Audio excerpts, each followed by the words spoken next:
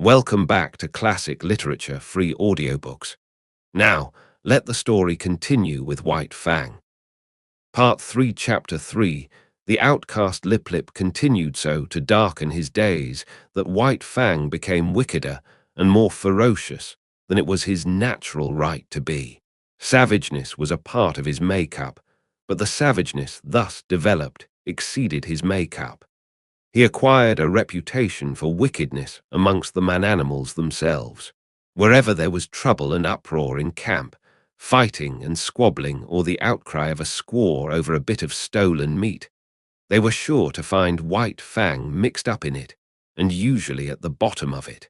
They did not bother to look after the causes of his conduct. They saw only the effects, and the effects were bad. He was a sneak and a thief, a mischief-maker, a fomenter of trouble, and irate squaws told him to his face, the while he eyed them alert and ready to dodge any quick-flung missile, that he was a wolf and worthless and bound to come to an evil end. He found himself an outcast in the midst of the populous camp. All the young dogs followed Lip Lip's lead. There was a difference between White Fang and them. Perhaps they sensed his wildwood breed and instinctively felt for him the enmity that the domestic dog feels for the wolf. But be that as it may, they joined with Lip Lip in the persecution, and once declared against him, they found good reason to continue declared against him. One and all, from time to time, they felt his teeth, and to his credit, he gave more than he received. Many of them he could whip in single fight, but single fight was denied him. The beginning of such a fight was a signal for all the young dogs in camp to come running and pitch upon him. Out of this pack persecution, he learned two important things: how to take care of himself in a mass fight against him, and how, on a single dog, to inflict the greatest amount of damage in the briefest space of time. To keep one's feet in the midst of the hostile mass meant life, and this he learnt well. He became cat-like in his ability to stay on his feet.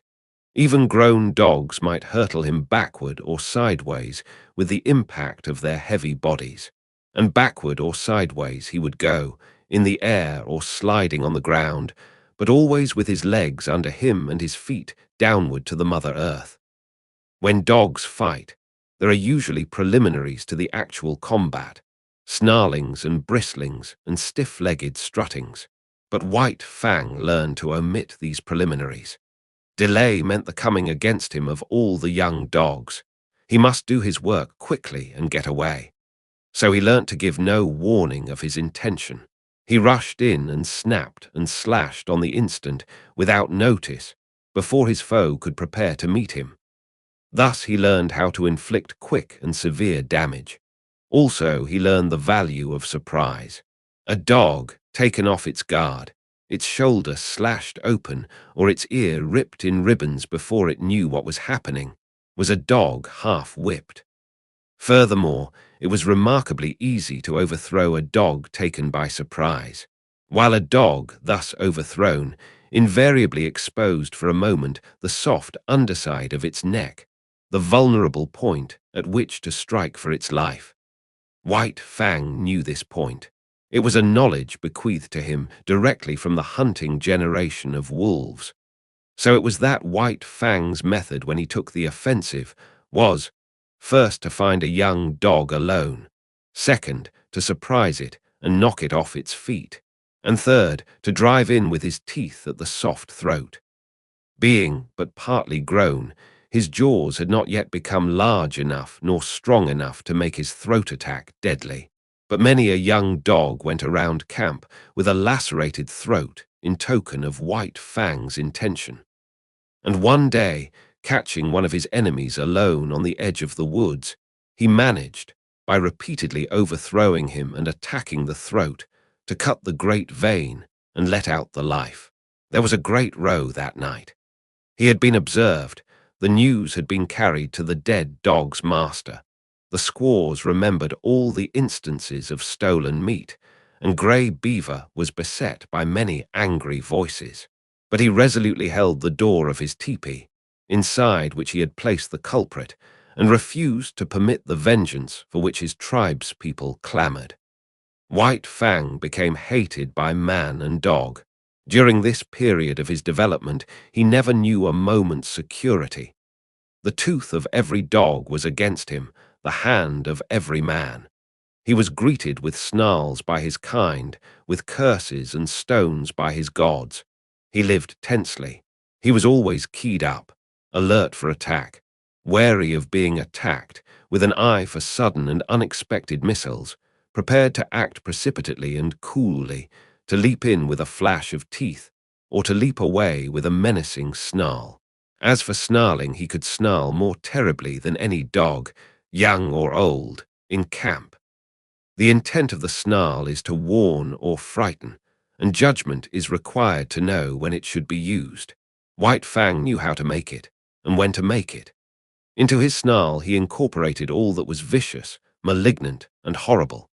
With nose serrated by continuous spasms, hair bristling in recurrent waves, tongue whipping out like a red snake and whipping back again, ears flattened down, eyes gleaming hatred, lips wrinkled back, and fangs exposed and dripping, he could compel a pause on the part of almost any assailant.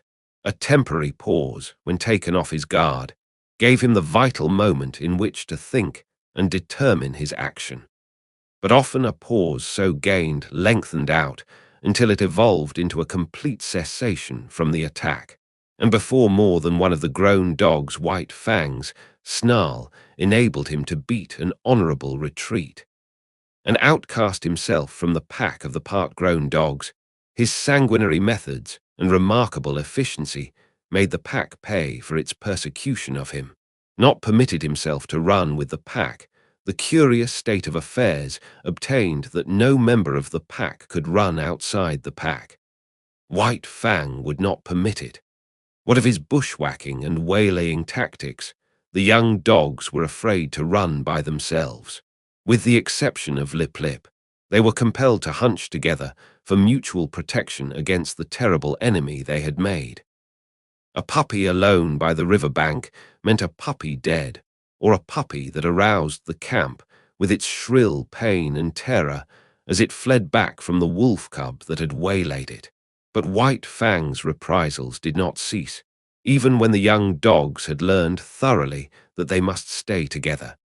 He attacked them when he caught them alone, and they attacked him when they were bunched. The sight of him was sufficient to start them rushing after him, at which times his swiftness usually carried him into safety. But woe the dog that outran his fellows in such pursuit. White Fang had learned to turn suddenly upon the pursuer that was ahead of the pack, and thoroughly to rip him up before the pack could arrive.